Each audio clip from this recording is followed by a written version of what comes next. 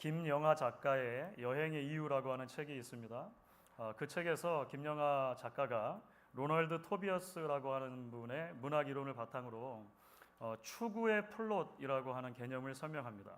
플롯 오브 퀘스트라고 할 수 있는데요. 추구의 플롯. 이게 무슨 말이냐면요. 사실 세상에서 가장 오래된 이야기 형식 중에 하나인데요. 이 추구의 플롯이라는 것은 주인공이 뭔가 간절히 원하는 것을 찾아 나서는 이야기 구조를 가지고 있습니다. 어디선가 한 번쯤은 들어본 듯한 그런 기억들이 있으시죠? 그것이 물건일 수도 있고 사람일 수도 있고 어떤 장소일 수도 있습니다. 뭐가 됐든지 간에 그가 추구하는 것은 그의 인생 전체를 걸만한 그런 중요한 것을 추구해요. 그런데 그 김영하 작가는 말합니다. 이 추구의 플롯이 굉장히 흥미로운 지점이 있다는 것입니다. 그게 뭐냐면 결말을 가서 보면 원래 주인공이 추구했던 것과는 다른 것을 얻게 되는 이야기로 끝나는 것이 대부분 추구의 플롯의 결말이라고 하는 것입니다. 그러니까 원래 찾던 것이 있어요. 그런데 그것이 아니라 결과적으로는 다른 것을 찾게 되는 거죠. 대부분 그리고 그가 발견하는 답은 뭐냐면 깨달음을 얻게 됩니다. 깨달음. 그러니까 사람이든 장소이든 물건이든 뭔가를 찾아 나섰는데 나중에는 깨달음을 얻게 되더라라고 하는 거예요. 예를 들어 인류의 가장 오래된 이야기 중에 하나로 알려져 있는 그 메소포타미아 지역의 길가메시 서사시라는 게 있습니다. 굉장히 좀 길게 되어 있긴 하지만 길가메시라고 하는 주인공이 있는데요. 그가 무언가를 찾아 나섭니다. 그가 찾아 나서는 것은 죽지 않는 비결입니다. 영생불사의 비결을 찾아서 이 길가메시가 여정을 하는 거예요. 하여간 수많은 우여곡절을 겪은 끝에 그가 나중에 무언가를 발견하게 됩니다. 깨달음에 이르게 되는 것이죠. 그런데 길가메시가 얻는 깨달음은 뭐냐면 영생불사의 비결을 발견하는 게 아니고 모든 인간은 죽을 수밖에 없다라고 하는 인간 실존의 굉장히 본질적인 문제에 가닿게 돼요. 그것을 깨달음으로 인해서 그 길가메시라고 하는 왕은 성숙한 사람이 됩니다. 깊은 사람이 되어가는 것을 보게 됩니다.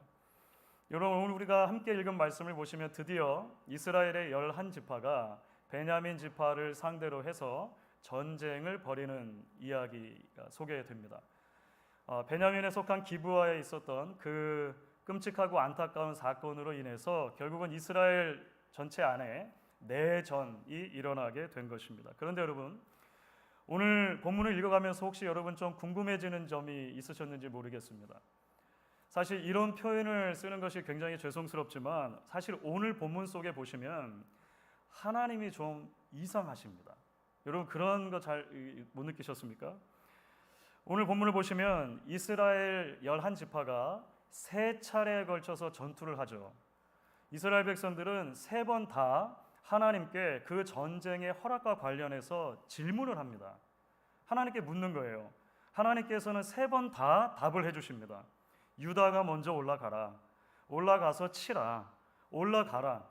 이 올라간다는 표현은 전부 다 전쟁과 관련된 표현이거든요. 하나님이 전부 다 전쟁하라고 말씀하셔요. 그런데 여러분 결과가 어떻습니까? 결과를 보시면 첫 번째 2 전투에서 이스라엘은 철저하게 패배합니다.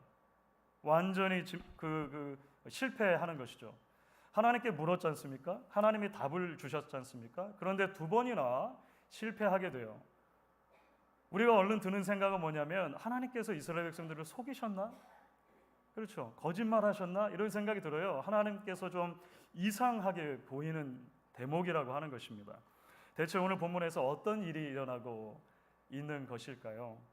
여러분 오늘 말씀을 이해하는 데 있어서 방금 전에 말씀드렸던 이 추구의 플롯 개념을 염두하는 것이 일정 정도 도움이 된다 이렇게 생각합니다. 이스라엘 11지파가 3번에 걸쳐서 전투를 하잖아요. 그 3번에 걸친 전투를 3번의 퀘스트라고 한번 생각해 보십시오.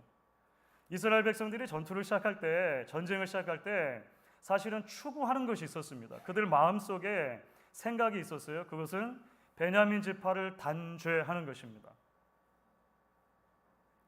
이스라엘 11지파의 마음에 추구하는 것, 찾고 있는 것은 무엇이냐면 정의, 심판, 13절 말씀을 빌리면 악을 제거하는 것, 이런 것들로 가득 차 있었다라고 하는 거예요. 그런데 결과적으로 이스라엘 11지파는 세 번의 전투를 통해서 전혀 다른 답을 얻게 되는 거예요. 오늘 이야기를 보시면 전혀 다른 종류의 깨달음에 이르게 되는 것입니다. 하나님께서 그들로 하여금 자신들 안에 있는 훨씬 더 본질적인 문제를 보게 하셨기 때문에 그렇습니다.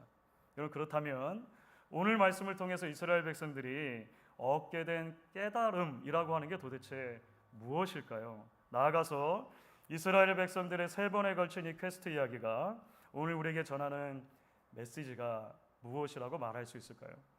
여러분, 첫 번째로 오늘 말씀을 통해서 이스라엘 백성들이 얻게 된 깨달음, 그것을 이렇게 요약할 수 있을 것 같습니다. 나를 의심하기라는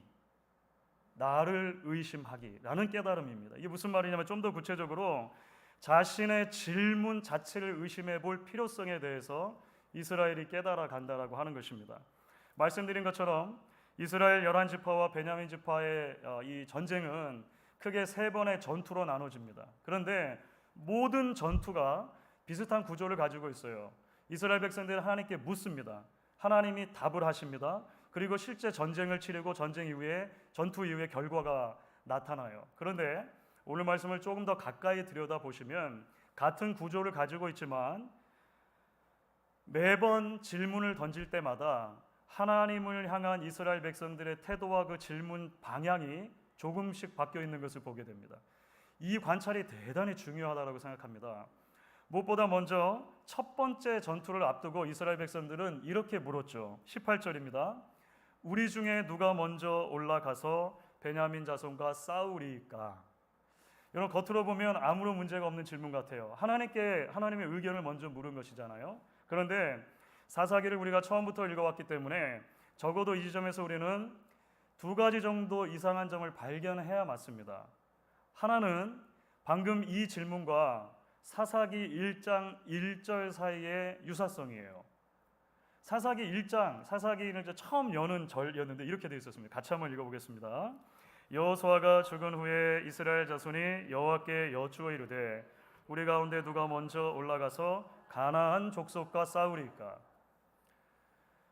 가나안 족속과 싸워서 그 땅을 차지하는 것은 하나님이 원래부터 이스라엘 백성에게 주신 명령이었습니다. 그러니까 사사기 1장 1절의 질문은 맞는 질문인 거예요. 가나안 족속과 싸우기 위해서 우리가 누가 먼저 올라가서 싸워야 합니까? 누가 리더십을 발휘해야 합니까? 맞는 질문이죠. 그런데 사사기 20장에 이제 이르게 되면 이 질문이 누구와의 전쟁을 준비하면서 던져지는 것이냐면 베냐민 지파입니다. 자신들의 동족이에요. 자신들의 동족을 위해서 전쟁을 하는데 가나안 사람들과 싸울 때 던져야 했었던 질문을 던지고 있는 것입니다. 이것보다 조금 더 중요한 지점이 있습니다. 두 번째는 이스라엘이 지금 이 전쟁이 하나님의 뜻이라고 추호의 의심의 여지 없이 확신하고 있다는 거예요. 이 전쟁이 지금 치러야 하는 전쟁이라는 것을 이미 이스라엘 백성들은 전제하고 있습니다. 동족인 이스라엘 백성들과 싸우는 게 맞다라고 생각하니까 그러면 누가 먼저 싸울까요? 이렇게 질문을 던진 거예요. 이스라엘 백성들이 이 전쟁에서 대패합니다. 그렇죠? 베냐민의 용맹한 전사들의 칼에 22,000명이나 되는 이스라엘 군사들이 죽임을 당해요. 첫 번째 실패죠. 23절을 보시면 이제 이렇게 되어 있습니다. 첫 번째 실패 이후에 이스라엘 백성들의 반응과 질문이 어떻게 되는지 한번 살펴보시면 좋을 것 같아요. 23절 같이 읽습니다. 이스라엘 자손이 올라가 여호와 앞에서 저물도록 울며 여호와께 여쭈어 이르되 내가 다시 나아가서 내 형제 베냐민 자손과 싸우리까 하니 여호와께서 말씀하시되 올라가서 치라 하시니라. 여러분, 이스라엘 사람들의 태도와 질문이 조금은 그러나 분명히 바뀌어 있죠. 바뀌어 있는 게 감지되실 것입니다. 그들은 먼저 여호와 앞에 다시 나아가서 웁니다. 뭔가 잘못되었다는 것이 감지가 조금씩 되는 거예요. 그리고 나서 질문을 던지죠. 내가 다시 나아가서 내 형제 베냐민 자손과 싸우리까? 이렇게 물었어요. 이번에는 내가 다시 나아가서 내 형제 베냐민 자손과 싸우리까? 지금 이스라엘 자손들이 사용하는 언어가 조금 변화했다는 것이 감지가 되십니까? 베냐민 자손을 형제라고 이제 불러요. 형제라고 불러요. 그리고 나서 다시 나아갈지를 묻는 것입니다. 그러니까 한 번의 패배가 그들로 하여금 전쟁 자체의 정당성에 대해서 질문하게 한 것이죠. 두 번째 전투가 벌어집니다. 그런데 두 번째 전투에서도 패해요. 이번에도 한 18,000명 정도 되는 이스라엘 사람들이 땅에 엎드려지게 되었습니다. 여러분 왜일까요? 아직 그들의 깨달음이 완전하게 이르지 않았다라고 하나님 생각하신 것 같아요. 그렇죠? 하나님을 대하는 그들의 자세가 아직도 많이 바뀌어야 된다라고 하는 것을 하나님이 말씀하시려는 것 같아요. 두 번째 패했습니다. 이제 26절입니다. 세 번째 전투를 앞두고 26절을 보시면 이스라엘이 이렇게 하죠. 같이 한번 읽어보겠습니다. 이에 온 이스라엘 자손 모든 백성이 올라가 베델에 이르러 울며 거기서 여호와 앞에 앉아서 그 날이 저물도록 금식하고 번제와 화목제를 여호와 앞에 드리고. 사실 첫 번째 전투 그 패배 이후의 이야기를 보시면 온 이스라엘이라고 하는 개념은 빠져 있었습니다. 그냥 이스라엘이 가서 이렇게 되어 있었는데요. 지금 두 번째 전투에서 패한 이후에는 모든 이스라엘이라고 하는 것이 강조가 되는 것 같아요. 그러니까 온 전체 이스라엘이 베델의 여호와의 언약궤 앞에 다시 모여요. 울며 금식하며 번제와 화목제를 하나님께 드립니다. 이것은 전형적인 회개의 모습이 되죠. 그렇죠? 사사기 우리가 읽어봤으니까요. 사사시대 그 어느 한 번이라도 이스라엘 백성 전체가 이렇게 대대적인 회개를 한 적이 있었는가를 생각해 보시면 굉장히 특별한 일이 벌어지고 있는 것입니다. 그렇죠? 그러니까 지금 이스라엘 백성들은 동족과의 전쟁을 앞두고 그 실제 전투에서 이제 두 번이나 패하면서 점차적으로 뭔가를 감지해 가는 것이죠. 이제 28절을 보시면 그들의 질문이 이렇게 바뀌어 있습니다. 28절에 그들의 질문입니다.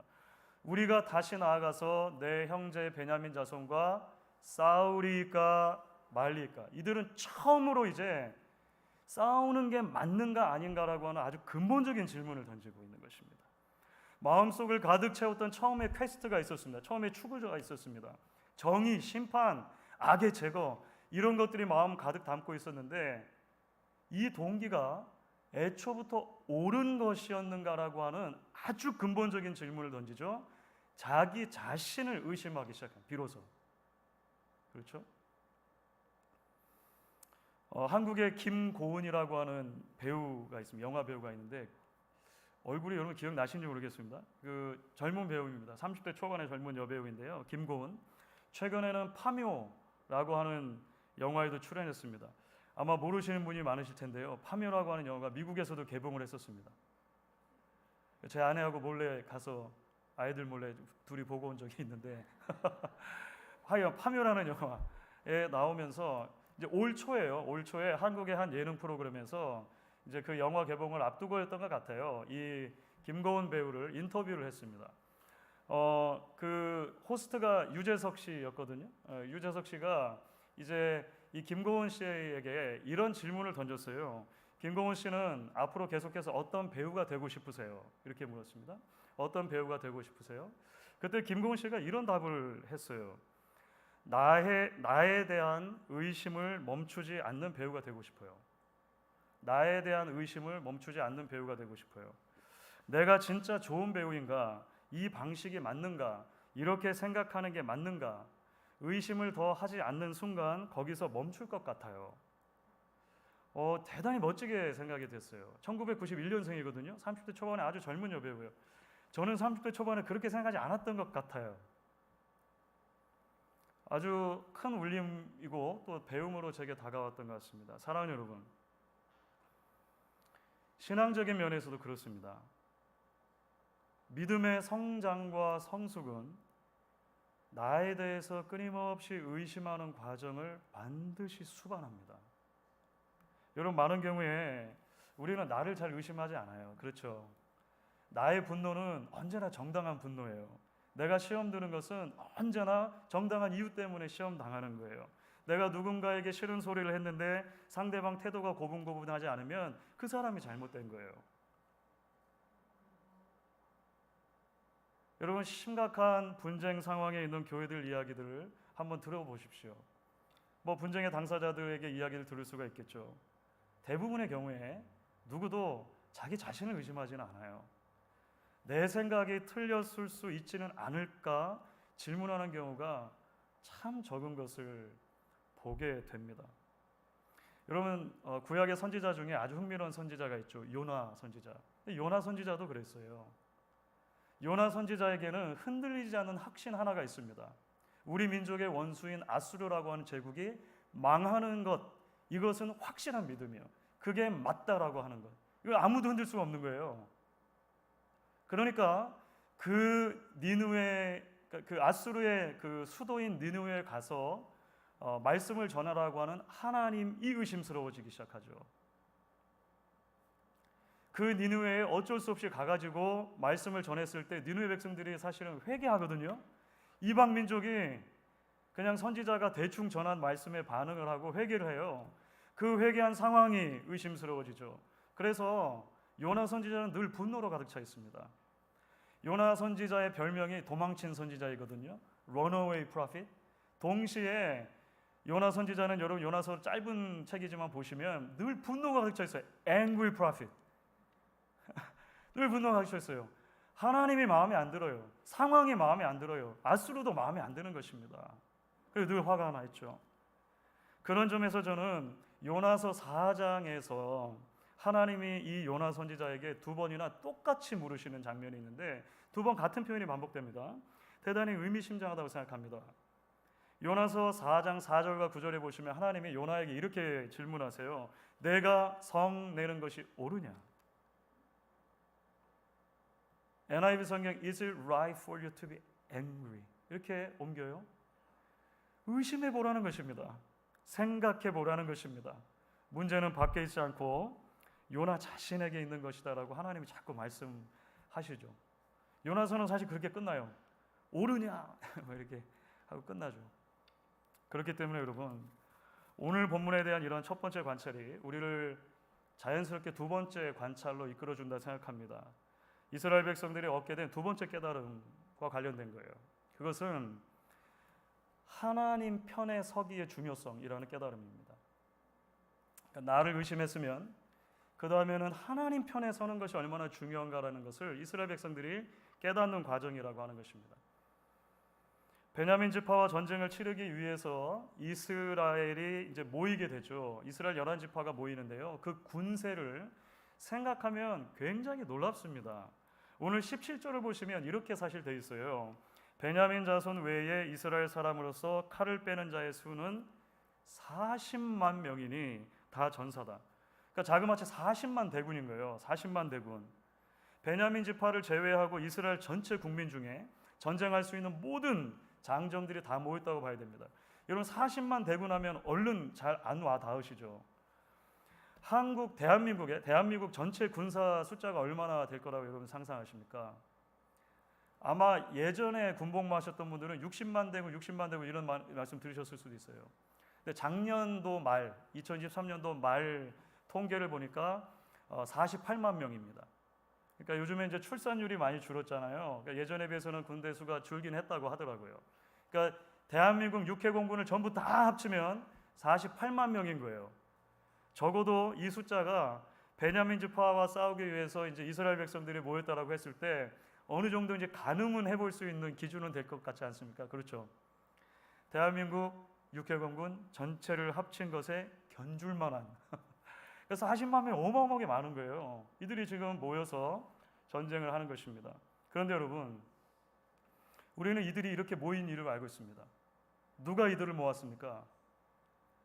그렇죠. 그 레위인 한 사람이 모은 거예요. 그 첩의 남편이었던 레위인 있잖아요. 여러분 잊어버리지 않으셨죠? 그 레위인이 불러 모은 거예요. 더 정확히 말하면 그 레위인이 전한 이야기 때문에 40만 명이 모였습니다. 지난 시간에도 말씀드렸던 것처럼 철저하게 자기 자신에게로 굽어져 있는 인간, 그것이 죄인인 인간의 형편이잖아요. 이 레위는 자기 상황에 자기 입맛에 맞게 그 모든 이야기를 사실은 재단해서 보고하지 않았습니까? 그 결과 40만 대군이 그 한 사람 편에 선 거예요. 생각해보면 40만 대군이 그 한 사람 편에 서서 그 한 사람이 정의한 심판, 악의 제거 개념들에 휘둘리고 있는 것입니다. 편승해 있는 거예요. 심지어 하나님마저도 그 편가르기에 동참시키려고 하는 거 있죠. 그러니까 첫 번째 질문에서 그것이 드러났잖아요. 누가 먼저 가서 싸우면 됩니까? 누가 먼저? 오로지 질문이 그거였지 않습니까? 하지만 하나님은 거듭되는 전투의 실패를 통해서 전쟁을 향한 그들의 전체 동기와 태도를 돌아보게 하신 것입니다. 나아가서 레위인의 이야기 혹은 이스라엘 사람들의 이야기가 아니라 하나님의 이야기에 그들이 집중하도록 계속 초대를 하시죠. 그들이 정말로 하나님 편에 서 있는 게 맞는가? 사사기 전체의 주제를 반영하자면 그들의 삶에 정말로 하나님이 왕이 맞는가? 라고 하는 궁극적인 질문을 계속 던지게 하는 것입니다. 그런 면에서 오늘 이야기는 여호수아서 5장 말씀을 생각나게 하는 것 같아요. 이미 여러 차례 제가 설교에서 언급한 적이 있는 대목입니다. 여호수아 5장을 보시면 가나안의 첫 성이었던 여리고와의 전투를 앞두고 있는 상황인데요. 여리고 가까이에 이른 장군 여호수아가 칼을 빼들고 자신의 앞을 막아선 어떤 신비로운 존재와 마주합니다. 본능적으로 그에게 이렇게 묻죠. 여호수아 5장 13절을 보면 이렇게 물어요. 너는 우리를 위하느냐 우리의 적들을 위하느냐 이렇게 물어요. 그러니까 내 앞을 지금 막아선 당신이 대체 누구 편이요? 우리 편이요? 우리의 적들 편이요? 이렇게 묻는 거죠. 지금 여호수아는 이스라엘 전체를 이끌어야 되는 군대 장관이니까 이렇게 묻는 게 어쩌면 당연한지도 모르겠어요. 아주 일촉즉발의 상황이지 않습니까? 그런데 이어지는 말씀을 보시면 우리에게 아주 중요한 메시지를 전합니다. 여호수아서 5장 14절과 15절입니다.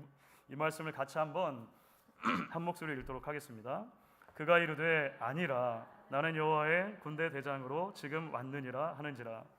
여호수아가 얼굴을 땅에 대고 엎드려 절하고 그에게 이르되 내 주여 종에게 무슨 말씀을 하려 하시나이까. 여호와의 군대 대장이 여호수아에게 이르되 내 발에서 신을 벗으라. 내가 선 곳은 거룩하니라 하니 여호수아가 그대로 행하니라. 당신은 내 편입니까? 나의 적들 편입니까? 이렇게 묻는 여호수아에게 이 신비로운 인물이 대답하죠. 아니라. No. 도대체 뭐가 아니라는 말입니까? 영어 성경 중에 NIV 성경은 이 no라는 말을 neither이라고 번역을 해요. neither. 둘 다 아니다 이런 말이죠. 둘 다 아니다. 그러니까 내 편도 아니고 너의 적 편도 아니다. 그러니까 전체 문맥을 보면 납득이 가는 해석이죠. 이렇게 해석해도 문제는 없을 것 같습니다. 그런데 한 걸음 더 나아가면요, 사실은 히브리어 원문 자체를 그냥 단순하게 no입니다. no. 조금 더 본질적인 부분이 있다 생각이 들어요. 다시 말하면 여호수아의 질문 전체에 대해서 no를 던지는 거죠. 무슨 말씀인지 이해가 되십니까? 내 편입니까? 나의 적의 편입니까? 이렇게 묻는데 이 질문 전체에 대해서 괄호를 쳐놓고 no 이렇게 말씀하시는 거죠. 너의 질문 자체가 잘못되었다. 지금 내가 누구 편이냐 하는 것보다 더 중요한 것이 있기 때문이다. 내가 지금 여호와의 군대 대장으로 내 앞에 서 있음을 기억해라. 여호수아가 이 노의 의미를 알아들었던 것 같아요. 그래서 얼굴을 곧바로 땅에 대고 엎드립니다. 그리고 나서 여호수아는 이렇게 말했어요. 내 주여 종에게 무슨 말씀을 하시려나이까. 접근이 완전히 바뀌어 있죠. 내 주여 종에게 무슨 말씀을 하시려나이까. 중요한 것이 내 이야기가 아니라고 하는 것을 금방 깨달게 되었습니다. 하나님의 말씀이라는 것을 깨닫게 된 거죠.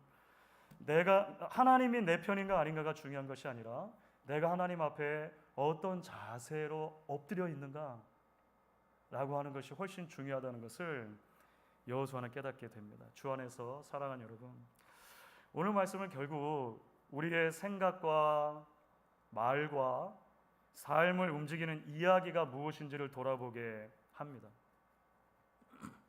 오늘 우리를 움직이는 이야기가 나의 이야기가 아니라 하나님의 이야기가 맞는지 생각하게 합니다. 우리 교회를 움직이는 이야기가 개인의 이야기 혹은 사람의 신화가 아니라 하나님의 복음 이야기가 맞는지 돌아보게 하는 것이죠. 한 개인의 신앙도 그렇고 한 공동체의 신앙도 그렇습니다. 나를 끊임없이 의심하고 우리가 하나님 앞에 어떻게 서 있는가, 하나님의 이야기에 어떻게 귀 기울이는가를 생각함으로 성장하고 성숙해 가는 것이죠. 여러분, 사도 바울이 여러 교회를 세우지 않습니까? 사도 바울이 세운 교회들이 물론 완전한 교회들이 아니에요. 문제들이 생깁니다. 그 중에서도 아마 고린도 교회만큼 문제 많은 교회도 없었던 것 같아요. 그런데 여러분도 아시죠? 고린도 교회의 문제 중에 가장 큰 문제는 뭐였냐면 분파주의였습니다. 교회가 자꾸 나눠지는 거예요. 그런데 나눠지는 직접적인 원인이 뭐냐면 이렇게 말하는 사람들이 있는 거죠. 나는 바울에게서 복음을 들었으니까 바울파다. 이렇게 말하는 사람들. 나는 아볼로에게 가르침을 받았으니까 아볼로파다. 나는 바울도 아볼로도 아니고 제대로 된 사도. 예수님의 12제자 중에 하나였던 베드로. 게바에게 배웠으니까 베드로파다. 이렇게 말해요. 한 개인의 이야기가 일부 특정 집단들을 자꾸 지배하는 거예요. 교회 안에 그런 문제가 자꾸 생겼다는 것입니다. 바울이 안타까워해요. 바울이 이것을 안타까워하면서 그런데 어떤 언어로 표현하냐면 고린도전서 1장 13절을 보시면 이렇게 말합니다. 그럼 같이 한번 읽어볼까요? 그리스도께서 어찌 나뉘었느냐? 바울이 너희를 위하여 십자가에 못 박혔으며 바울의 이름으로 너희가 세례를 받았느냐? 여러분, 우리는 알고 있습니다. 바울이 교회를 얼마나 사랑하는지 알잖아요. 로마서 후반부를 보면 바울이 자신의 동족 이스라엘 사람들을 향해서 얼마나 간절한 복음 전도의 열정이 있는지, 그들을 구원하고 차라리 내가 주의 생명책에서 지워지더라도 그들이 구원받았으면 좋겠다는 마음이 바울에게 있어요. 바울은 교회를 사랑합니다. 성도를 사랑합니다. 그런데 바울은 또 알아요. 바울이 성도들을 위해서 십자가에 죽을 수 있는 게 아니에요. 바울이 죽어서 사람의 죄가 사해질 수 있는 게 아니에요. 오직 그리스도께서만이 우리 죄인들을 위해서 십자가에 죽으실 수 있다라고 그는 생각하죠. 믿죠. 여러분, 주훈재 목사가 여러분들을 위해서 십자가에 달린 건 아니잖아요. 그 어느 누가 우리의 죄를 위해 십자가에 자기를 드릴 수 있습니까? 그래서 바울은 고린도전서 2장 2절을 보시면 이제 이렇게 말하는 거예요. 내가 너희 중에서 예수 그리스도와 그가 십자가에 못 박히신 것 외에는 아무것도 알지 아니하기로 작정하였습니다. 그를 움직여가는 the only story, 유일한 이야기는 하나님께서 자신의 아들 안에서 주신 그 복음 이야기였던 것입니다. 주 안에서 사랑하는 여러분, 저와 여러분을 위해 십자가에 못 박히신 분 예수님 한 분밖에 없습니다. 그 예수님 안에서 저와 여러분을 사랑하신 하나님의 은혜 이야기 외에 여러분 다른 복음은 없습니다. 예수 그리스도와 그의 십자가에 못 박히신 것 외에 아무것도 알지 아니하기로 작정하는 저와 여러분, 그리고 우리 교회가 되어질 수 있기를 주의 이름으로 간절히 축원하겠습니다. 우리 같이